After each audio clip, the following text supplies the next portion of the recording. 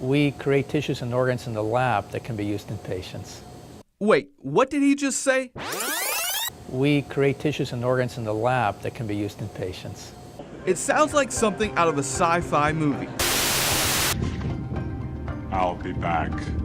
Or something you might hear 50 years from now. But what if I told you Dr. Anthony Atala and his team at the Wake Forest Institute for Regenerative Medicine are creating bladders, skin, muscle tissue, and kidney cells that can be put in patients right now. There are so many patients on a transplant wait list, and a possible solution is to create tissues and organs from the patient's own cells so we can help to reduce the organ shortage.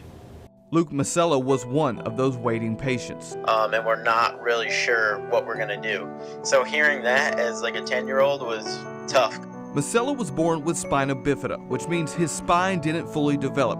It caused issues when Masella was younger and his bladder wouldn't work properly. It kept pushing fluids back into his kidney, and he had complete kidney failure when he was just 10 years old. I remember hearing the doctor say we're not sure what we're gonna do. It's kind of a tough thing to hear. I remember thinking and asking my mom, I was like, does that mean I'm gonna die? With the other issues Masella already had, he wasn't a good candidate for a kidney transplant and was running out of options. But in stepped Dr. Atala. If I had had a traditional kidney transplant, the bladder function that I had that was being caused by the spina bifida would have done the same thing to new kidneys. Dr. Atala and his team took cells from Masella's bladder, put them on a mold, grew a brand new working bladder out of Masella's own cells, and put the new bladder in him. 18 years later, I went on to play sports, and I ended up being the captain of my wrestling team, and then was able to go off to college, University of Connecticut, and I think without the procedure, I don't know if any of that would really be possible.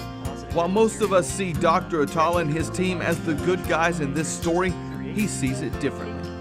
These patients are heroes because they're really trying these new technologies.